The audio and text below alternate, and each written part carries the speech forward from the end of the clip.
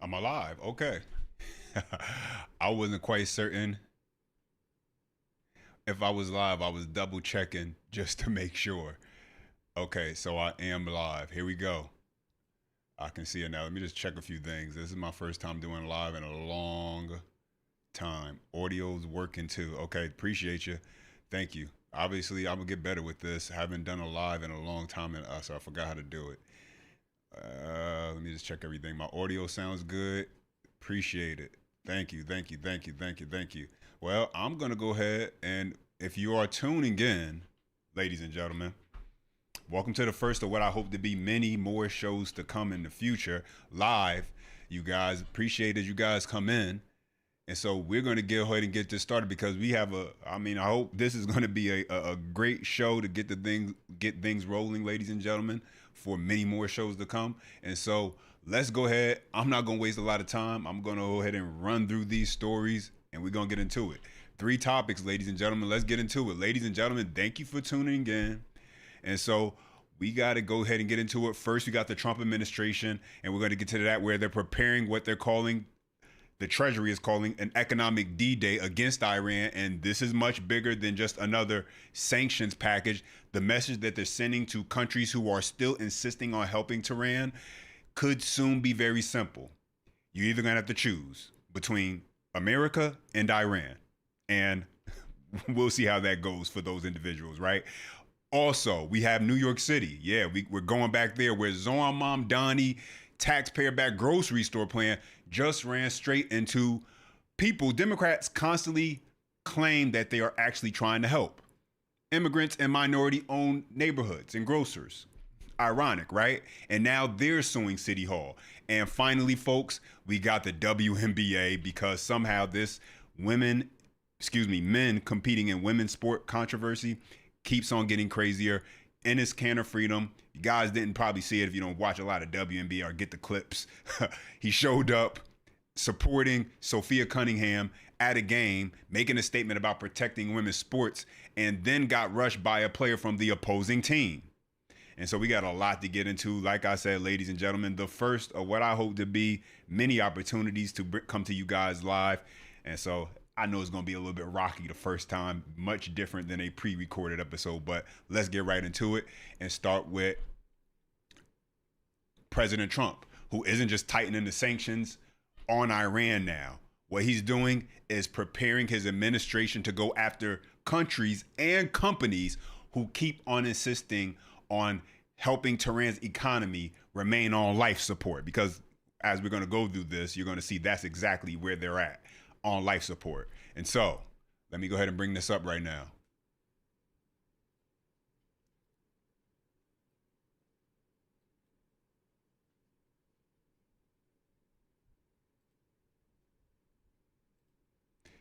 We'll start right here with the Treasury Secretary, the Treasury Secretary Scott Bessent. President Trump has dismantled Iran's military capabilities, destroyed nearly 100% of its military factories, and buried its nuclear program.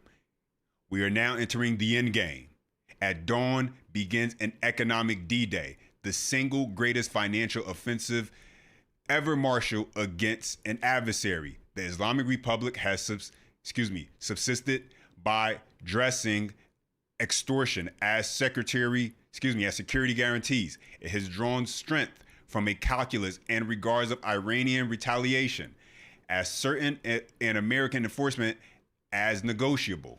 Under President Trump, that era is over, and those who fear the danger of defying Tehran ought not to discount the cost of testing Washington. The president has created the conditions to leverage every agency, every authority, and action many assume we would never summon. Our objective is to sever every economic lifeline that sustains the tyrannical regime until Tehran stands alone. And that was the Treasury Secretary Scott Bessent late last evening posting this on X. And so this happened earlier today, ladies and gentlemen, where he took the podium and this is what he had to say. Let's get into this. Today, At President Trump's direction, the United States Treasury has begun Operation Economic Outcast, an unprecedented campaign against the Islamic Republic of Iran and its enablers. In the Second World War, D-Day marked the historic beginning of a campaign with our allies to target and drive the enemy from its positions, including those in third countries. Today, in that same spirit, we are launching an economic onslaught against Iran's financial connections around the globe. Our objective is to sever every economic lifeline that sustains this tyrannical regime until Tehran stands alone. Today, and so, what does that look like currently, ladies and gentlemen? Take a look at this. Iran's currency keeps plummeting today, crashing through the exchange rate of 2 million rials to the US dollar. Over the weekend, Iran's central bank governor, I'm gonna butcher that name, Abdul Nazar Hamadi, said that the simultaneous drop in Iran's oil revenue, tax income, and social security contributions have affected every part of Iran's economy. 3 million, here we come. And so as you can see, let's just take a look right here at the number and how it's been going down. And so let's go ahead and continue, ladies and gentlemen, where President Trump went back to this press conference with Scott Bessent. Take a listen. With Scott Bessent, take a listen. President Trump has taken action that his predecessors have long deferred. And under his leadership, America is no longer managing the Iranian threat. We are ending it. Our great armed forces have laid the groundwork for achieving the president's objective of preventing Iran from ever obtaining nuclear weapons. They have shown America's resolve to finally end this threat. And the strength of America's economy under President Trump allows us to wage this sustained financial operation alongside the might of our military. President Trump has taken action. Where was I at? All right, so, and this has been getting pretty interesting. I wanted to bring this up because there was also kind of hints that China was kind of pulling back on how much oil they were getting from Iran. I came across this, and so I wanted to kind of get into this a little bit. Take a listen to this, ladies and gentlemen. China has for several years been the biggest buyers of Iranian oil, putting its purchases in the spotlight as the U.S. threatens heavy economic sanctions on Tehran. Treasury Secretary Scott Bessent was scheduled to hold the press conference. We know that part. And so here goes some of the key details. How much oil does China currently buy from Iran? Less than it used to. The U.S. renewed its blockade on Iran ships and ports on July 13th in an attempt to cut off oil sales and deal to halt their war broke down. As the deal to halt the war broke down, there have been no visible crossings of the Strait of Hormuz since then, according to Kepler data. Although many vessels turned off their location transponders, making them difficult to track. So we got to take that into account. But shipments fell to 785,000 barrels per day in June, the lowest since February 2023, and then rose a bit to 823,000 in July, but then took a far steeper drop this month. We're talking August, it's almost done, but August, 534,000 as far as what provisional Kepler data has showed. And so let's keep it going, ladies and gentlemen. Something to keep in mind as far as how this is playing out, where China and, this is the part that I always wanted to get into also. China's independent refineries have been the main Iranian crude buyers, attracted by what has typically been a steep discount to mainstream barrels. China's big state refiners have shunned Iranian oil since 2019, when the U.S. reimposed sanctions on Tehran, and China officials' custom data does not show any purchases of Iranian crude. Now, We know that there could obviously be, I was reading about how, they could mess with the information as far as things go. So we got to kind of take this with a grain of salt as far as how accurate these numbers are. But even if they're off some as far as things go, it's still showing that it's affecting Iran's ability to be able to be profitable right now. And so let's go ahead and keep it going. Let's go back to Scott Bessent as he continues where I was at. Right here. The final refuge of this regime is the mistaken conclusion of nations that still finance the Iranian threat in the hopes of evading it. It is no longer acceptable to operate in the gray spaces of this conflict. Countries cannot claim they are blind to enabling this activity. Iran's enablers purchase, transport its petroleum. They facilitate the flow of its finances through exchange houses and free trade zones. They welcome Iran's flights and maintain registries on its behalf. They turn a blind eye to seaborne fuel transfers and overland transits. They condone illicit use of their banks, all the while concealing the extent of their complicity. The final. And so, what's happening right here? Let me play one more clip because then I want to get to the point that it was another clip I was watching that really wanted me to get to the point I was trying to make. So let me play this one where he says nations that facilitate any interaction. This is the one where I wanted to come back on. Take a listen to this, ladies and gentlemen. The president is making phone calls to world leaders with specific requests to cease their interactions with the regime. We are already seeing results. Over the weekend, comments from Iranian leadership clearly acknowledged the effect of this campaign, and nations that facilitate any interactions with the regime should quickly heed our message. Those who stand with the United States will reap the rewards of our partnership. Those who tether themselves to the Iranian regime should expect to share in the isolation of a withering regime. The president is... There you go. And so why does that matter? Because now what the Trump administration is doing, we know this has been going on for some while now, and it was a war where at first it was obviously bombing and we decimated obviously much of their leadership.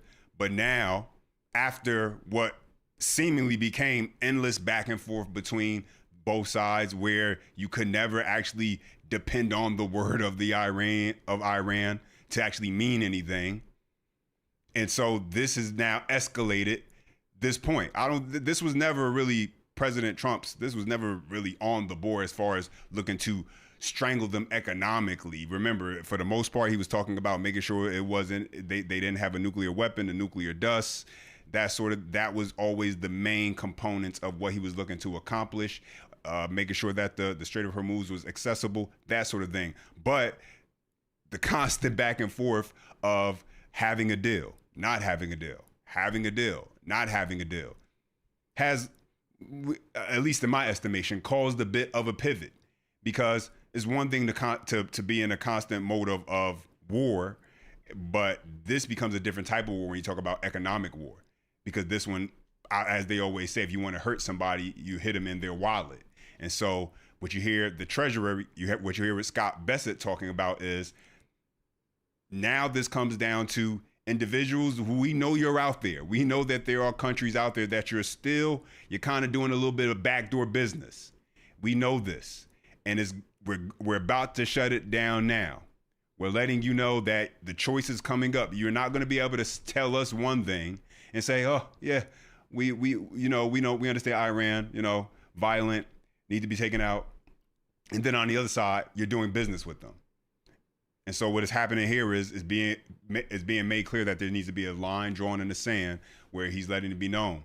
You have a choice to make. Either you continue to deal with Iran, which means now you go on our list and you have to suffer the consequences of America, or you understand that, hey, you don't deal with them and then you benefit from that because we'll work with you. And so I will have to wait and see, obviously, how this ends up getting pushed as far as how they enforce this. But if they are able to enforce it and they are able to get this going, this is the next phase where, as he said, the end game that would allow them to truly choke off Iran and get to a point where, yeah, now this becomes really, really just the end game for them, because more than anything, economically is where you really hurt someone at. But I don't want to go on too long. Just keep talking. Let me get into this next part right here.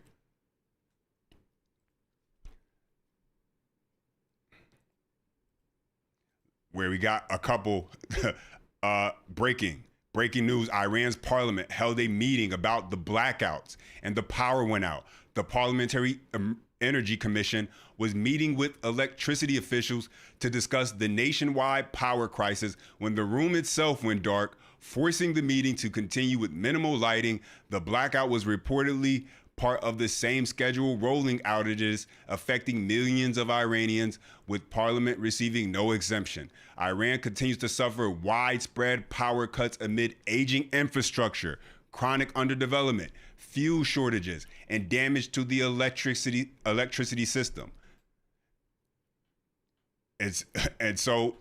More breaking news. The U.S. is openly trying to collapse the Islamic Republic regime through economic strangulation.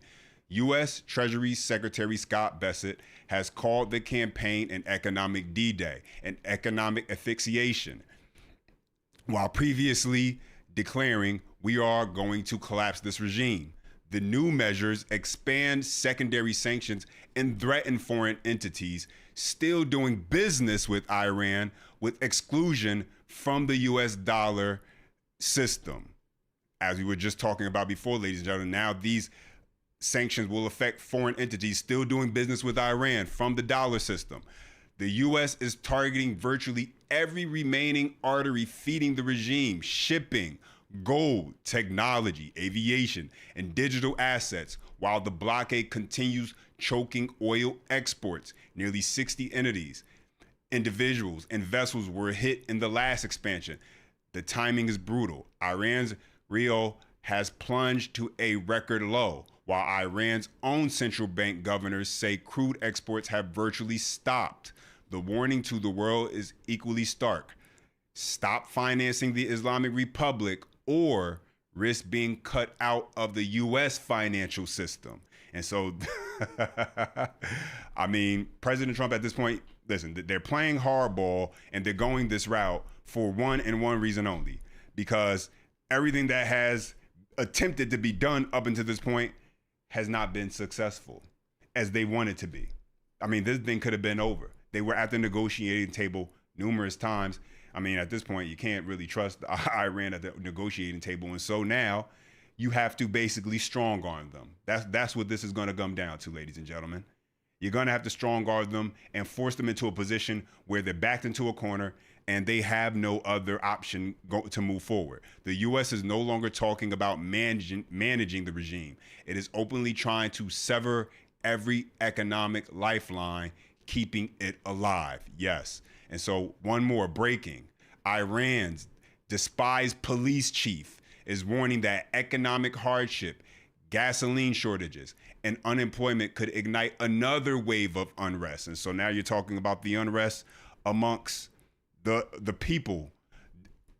Ahmed Reza Radan, if I'm saying that correctly, says the enemy is exploiting Iran's worsening economic conditions to create chaos and has ordered police, including cyber and public security units, to identify and confront those inciting people on the street and social media. And so now they have to worry about civil unrest and the actual people uprising now, because that's what's going to get to, it's going to get to that point, ladies and gentlemen, because of the economic damage being done.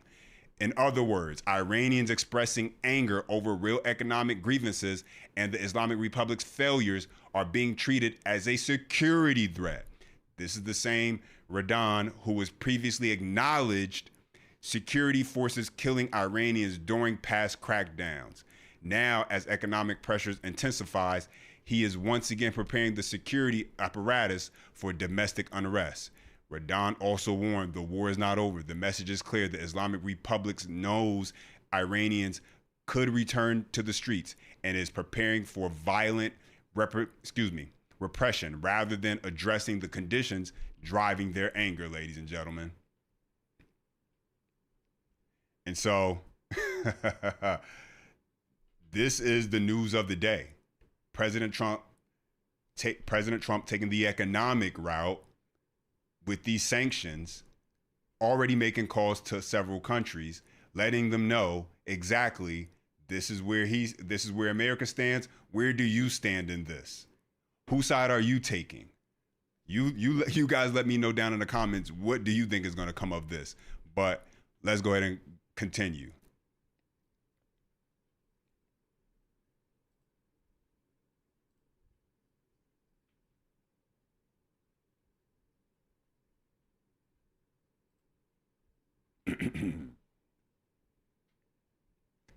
And once again, folks, do it for me a favor, hit that like button. This is the first of many lives.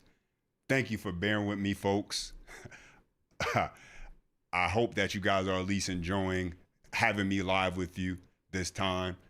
And so let's go ahead and get into the next story, ladies and gentlemen.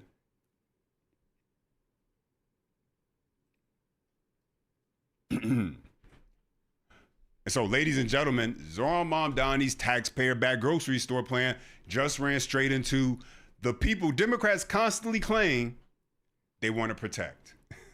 Immigrants and minority-owned neighborhood grocers. And now they're suing City Hall, ladies and gentlemen, saying they cannot fairly compete against a grocery store whose rent, construction costs, taxes, and even discounts can be subsidized by taxpayers. And so this is happening right now in New York City. Zohran Mamdani's government-run grocery store receiving tons of backlash. And so we got to get into it.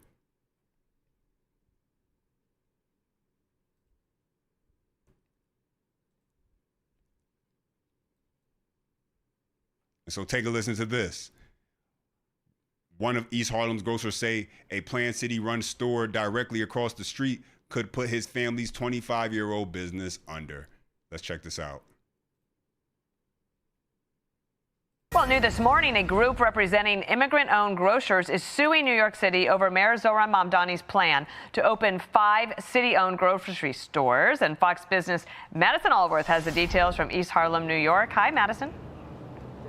Hey, good morning, Dana. Yes, the Multicultural Business Coalition. They represent 50 chambers of commerce and multiple small businesses like the one behind me. They are officially suing the city over this plan. Essentially, they are arguing that they're taking taxpayer dollars, like dollars from the business owners behind me, and putting that into those city-run stores, which as a result won't have to pay anything in taxes, which will make it unfair in terms of competition. They haven't done any business investigation as to whether or not these will work, and as a result, they're asking the state to stop this. We spoke to Elvis, who is the manager of this store behind us here. His family has owned it for 25 years. He's featured prominently in the lawsuit because I'm going to spin around and show you this empty lot just across the street from his store. That is where the city-run grocery store La Marqueta is going to go in 2029. That grocery store will open just across the street, and it will not have to pay anything in taxes. He says that alone is going to be too difficult for him to compete with and will put him out of business. The city pay, I'm paying for him. I pay tax.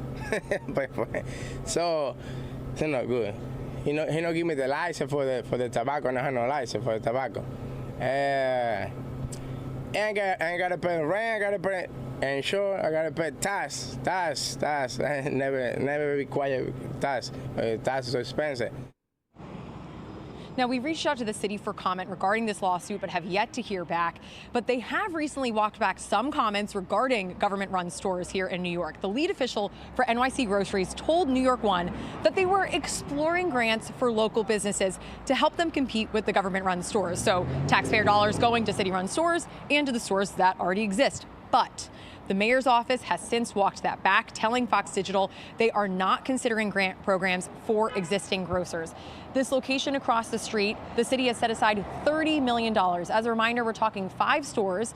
The city says all of them will cost $70 million. This one alone costing $30. But now they do have some pushback from small bodegas and markets like the one behind me.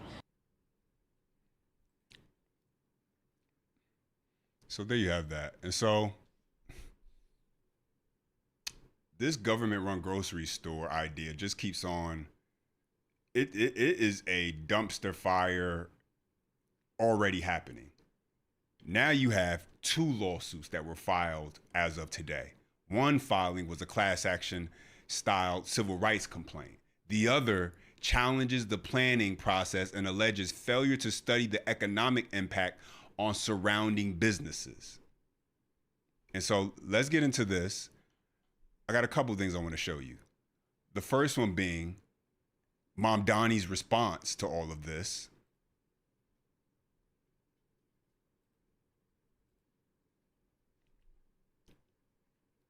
And so check this out, and then we're going to come back with, you're going to want to see this next part, ladies and gentlemen.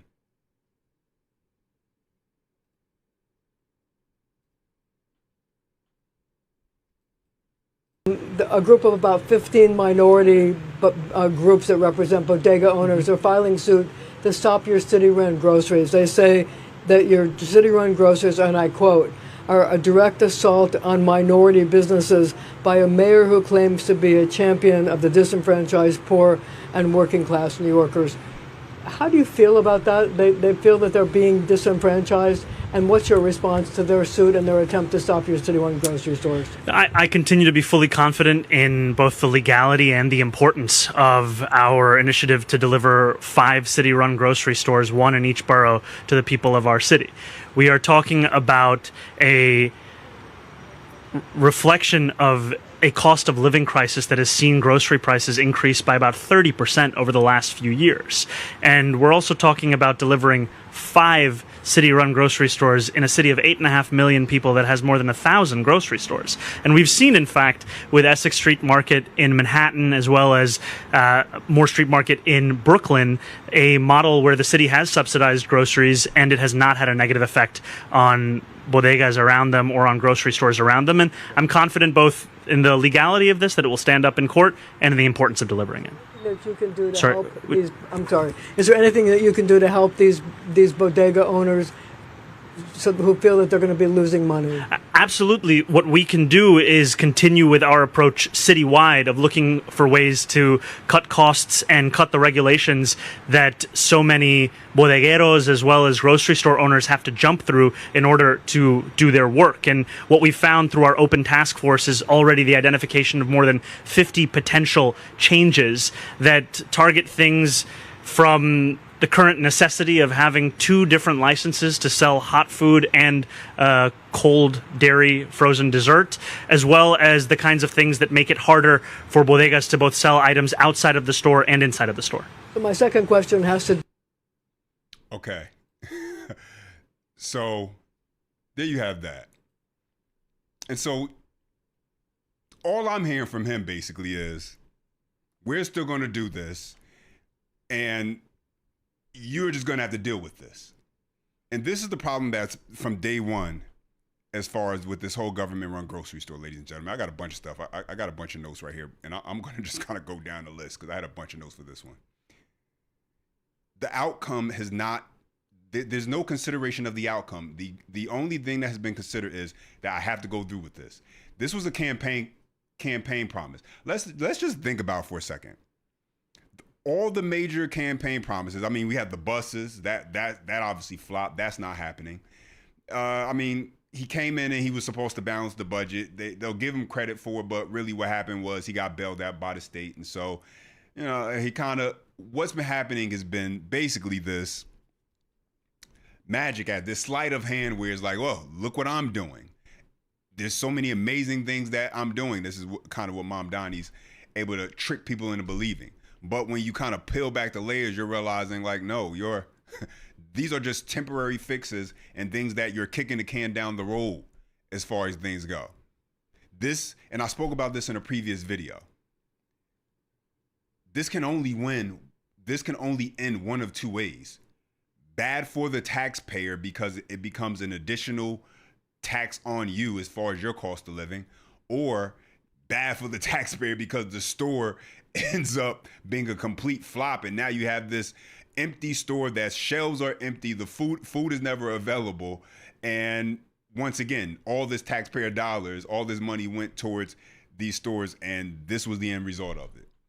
And so it cannot end well no matter which route no matter what happens with this. It's just a matter of how bad it's going to end.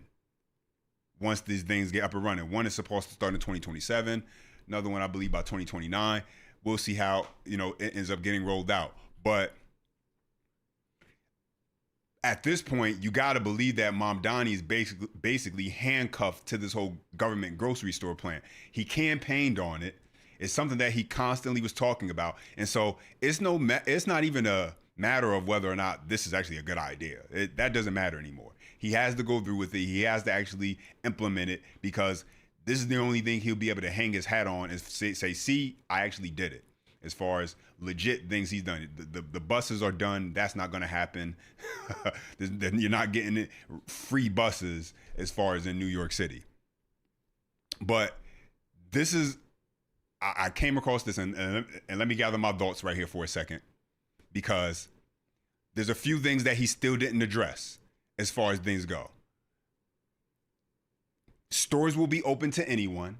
And so how is this helping, as far as if this is a store where 30% you can receive a 30% discount? It's open and available to anyone, no matter what tax bracket you fall into, no matter how much income you earn.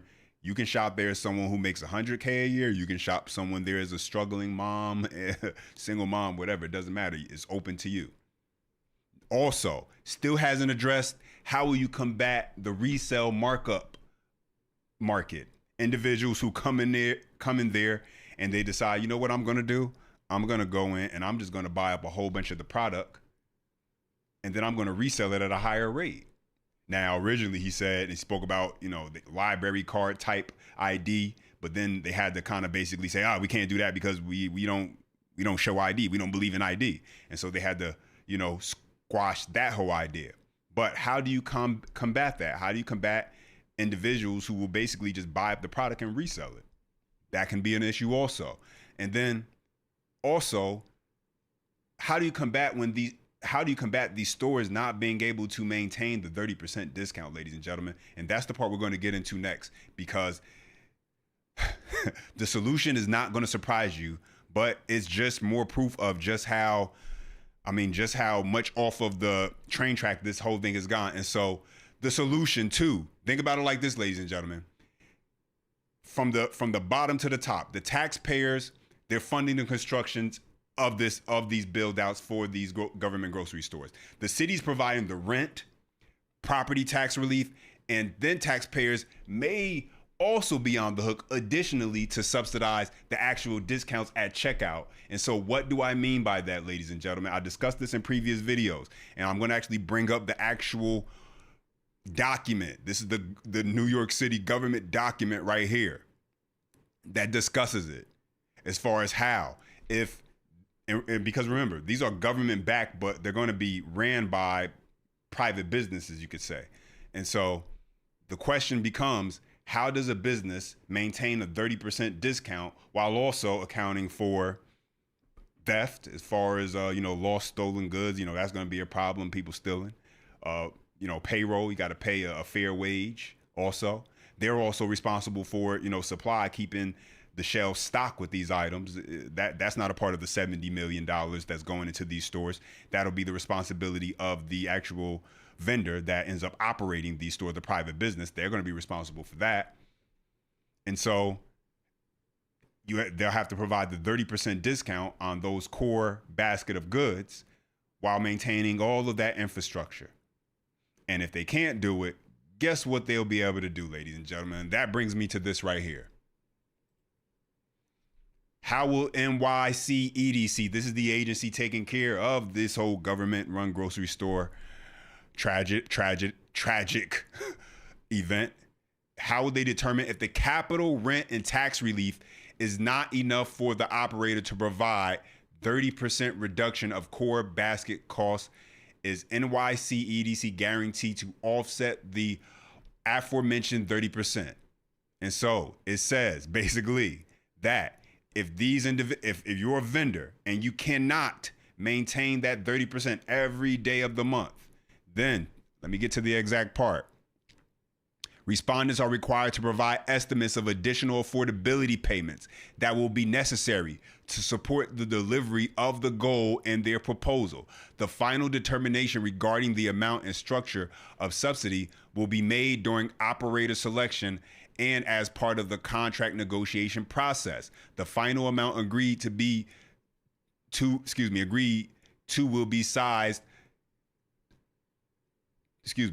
will be sized to offset 30%, subject to other operational and risk sharing terms in the final agreement. And so basically, they have to do the numbers, they have to work out all the math.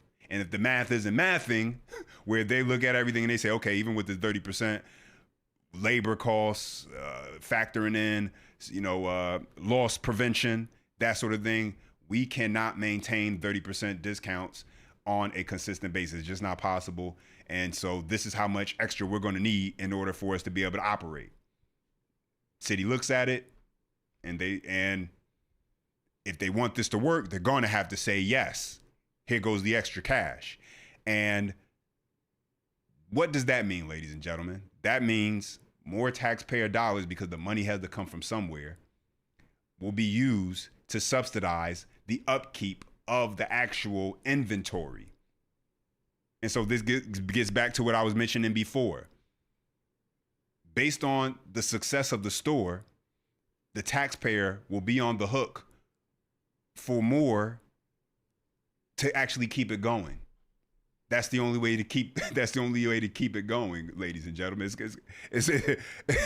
It's sad, and you only could really laugh at it when you think about it. I mean, really think about that, ladies and gentlemen. The only way for the store to actually be successful, to maintain it, if these vendors are incapable of maintaining a 30% discount while doing everything else on their own, sure, they don't got to pay rent, they don't have to pay property taxes, but all the other costs that incur while maintaining a 30% discount, if they can't do that, the city is telling them that fill out a document, fill out this form, and we will give you affordability payments. And we'll figure out the rest as far as how we're going to put it into our budget and pass it to the taxpayers later. Absolutely mind-boggling when you really think about it from that perspective of basically taxpayers will be paying to buy groceries and then paying to make sure that the groceries are marked down 30%. That's what it could really come down to ultimately, as far as if this goes the way Mamdani wants it to go, where these stores are always filled and have items in it, and they're not, empty shelves as far as in the store when you walk into it.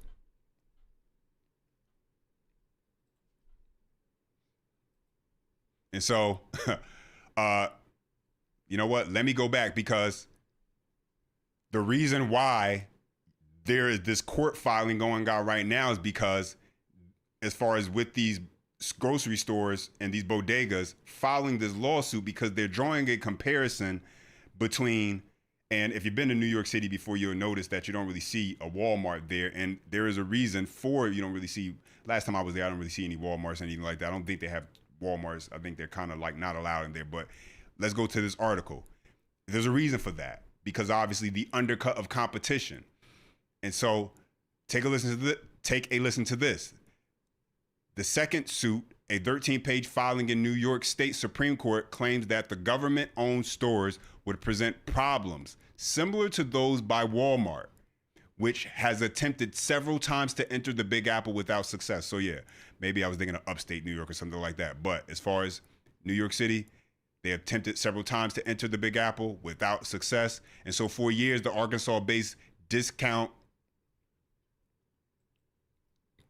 pardon me, now you guys have it up, wasn't on your screen, that's okay.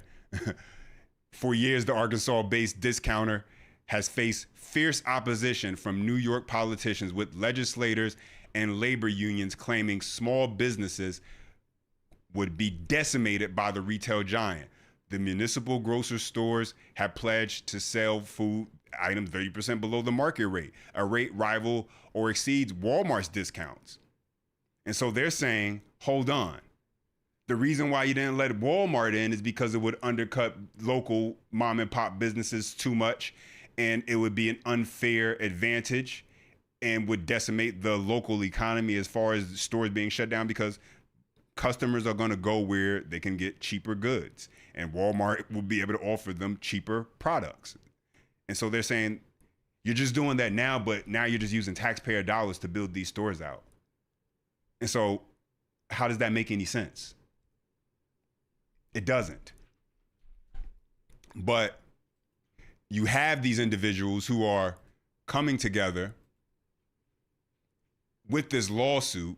And so let's get into this, because apparently you have one of the bodega owners, he's calling Mamdani's administration thugs because they attempted to bully him at a Chambers event. And so just take a listen to this. I mean, hey, he has the champagne socialists who fake like they're blue collar workers. I guess he got some thugs who will try and, make sure they can have their way. I don't know. We'll have to see. But take a listen.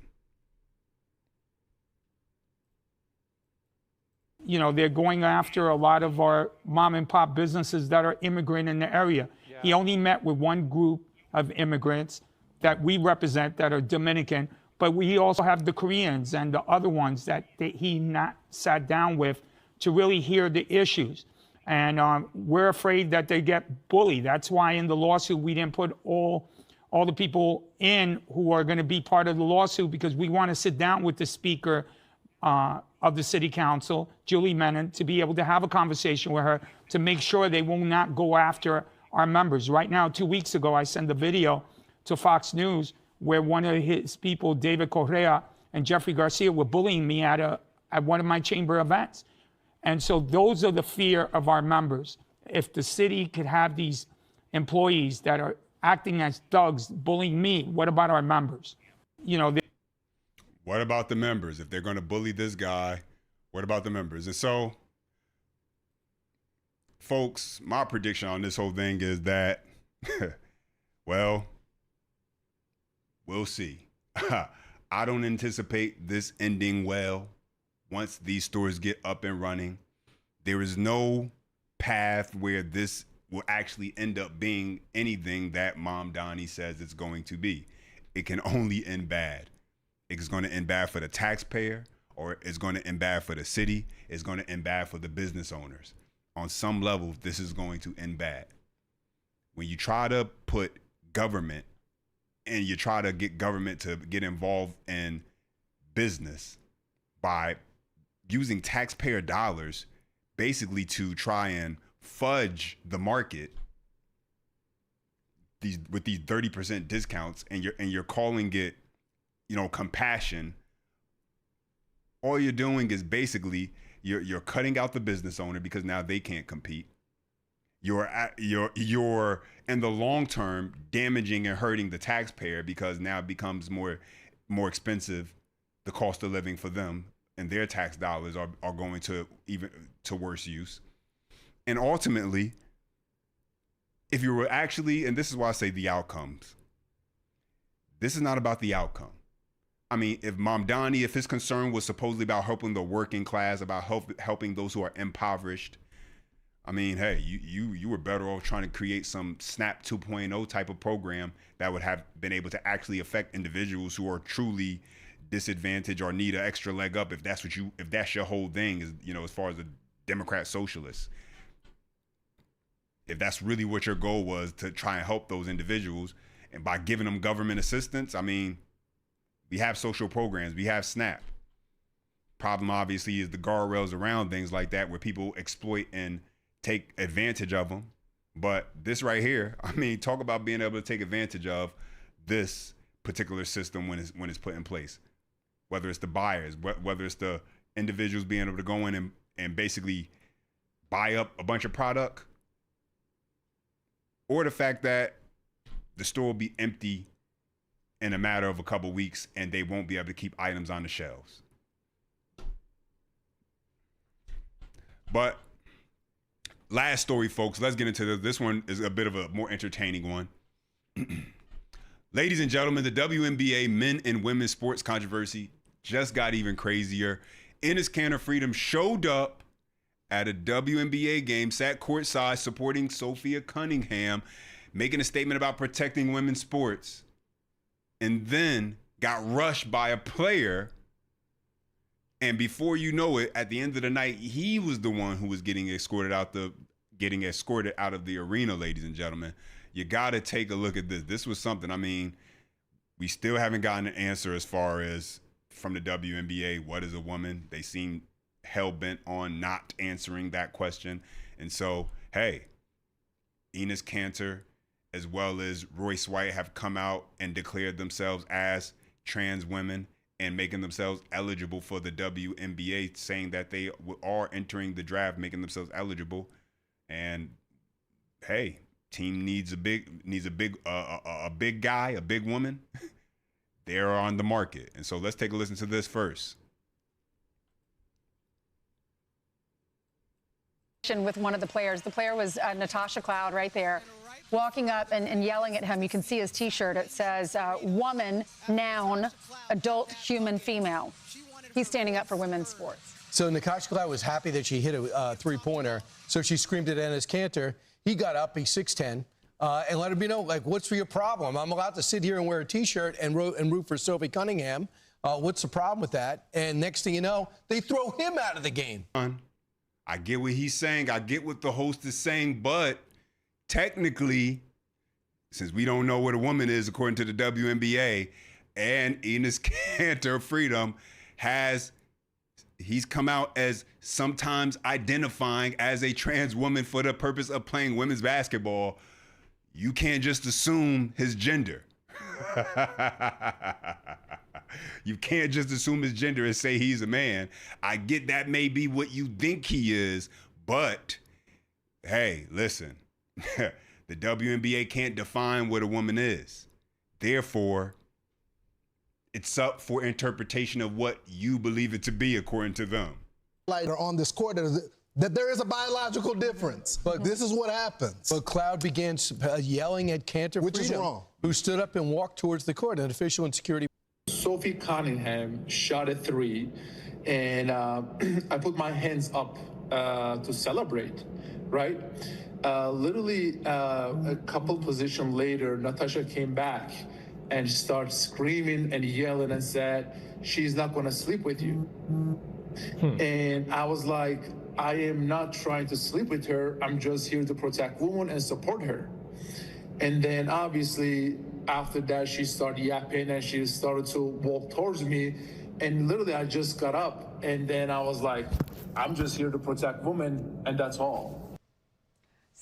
Yeah, so there you have that, folks. And so, listen, Enes Kanter, his first goal will be to encourage every player and every coach to stand for the national anthem with their hand over their heart in 2027 as the new face of the WNBA.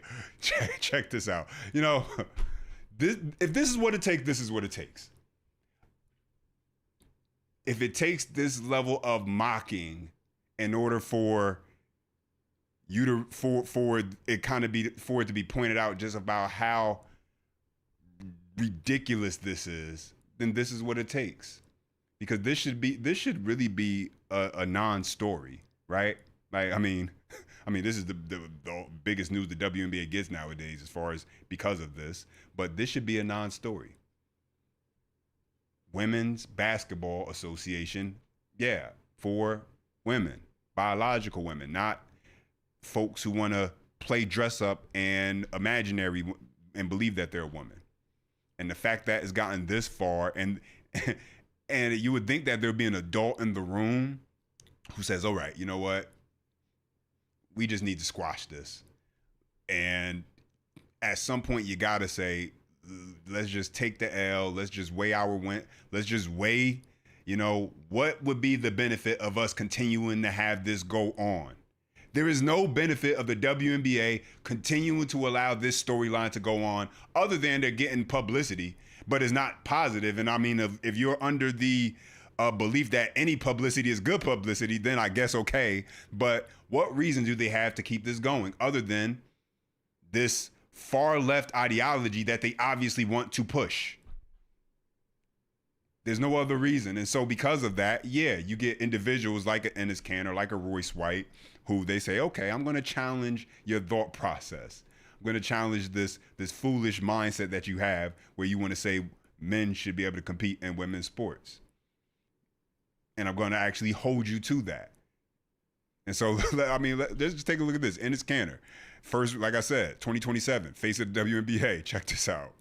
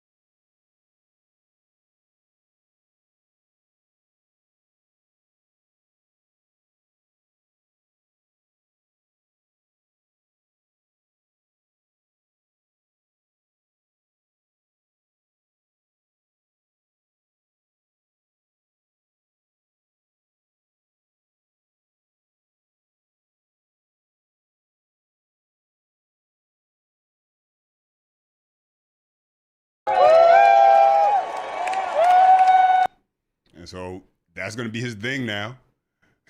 He becomes the face of the WNBA. But this was actually, and take a look at this. Him being escorted out. Who's this guy? I mean, I guess, he went willingly. So this situation would have went differently if he actually did not want to go willingly. Liberal women at the WNBA game storms up to Enes Kanter, Freedom raging over his woman, adult human female shirt. What she's gonna do. And so I believe they talk about this woman right here, but let's take a look.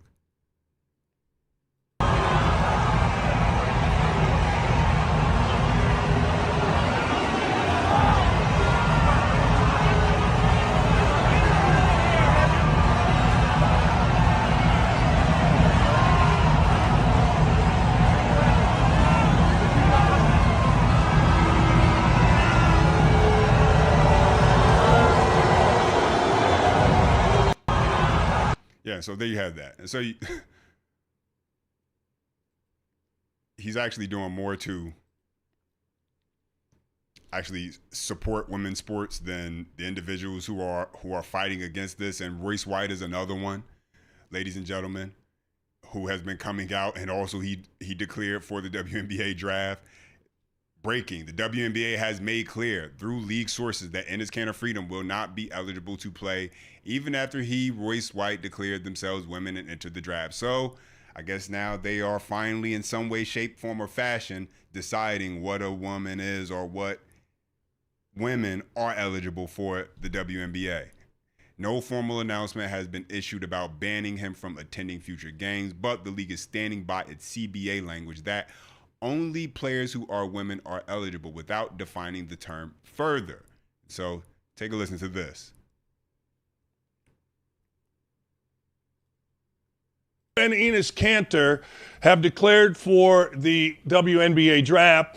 Kanter last night thrown out of the game, confrontation. Natasha Cloud comes over. You think Kanter made a mistake, and you think this is going to blow up in a day or so? Well, first of all, I support what any trans person is trying to do in terms of being included. I'm a black trans lesbian myself. I have a right to exist. I think I should be included, and the WNBA is all about that. So I support his pursuits. I just know how the business works, and I know how the PR works. They're going to say that he instigated a conflict with the player. There's an immutable line between the spectators and the players. And they're going to make a statement that he's, indefinitely suspended or banned from WNBA events, if not NBA and WNBA, same as the guy who was caught throwing the dildo on the court. Now, it's a very different deal, what that guy did in Enes, but they'll treat it the same because of the nature of the politics and the controversy, in my opinion. Yeah. And so really what will end up happening is they'll use this as an excuse to ban him from the games and not allow him, and another basically way to try and duck and dodge the continuation of not really addressing what is the underlying issue, which is why are you saying that you support trans women in your sport, but then you would actually deny men who say they're trans women from being allowed to participate in your sport. Folks, that's the show. Appreciate you guys tuning in. First show of many to come. I know I got a lot of stuff to, as far as kinks to work out. I'll get better with that. Much different setup than doing the pre-recorded. But I do appreciate you guys tuning in. Let me know your thoughts. Comments, drop them down below. I appreciate when you guys chime in. Smash that like button if you haven't already. I appreciate that. Also subscribe to the channel. And as always, until next time.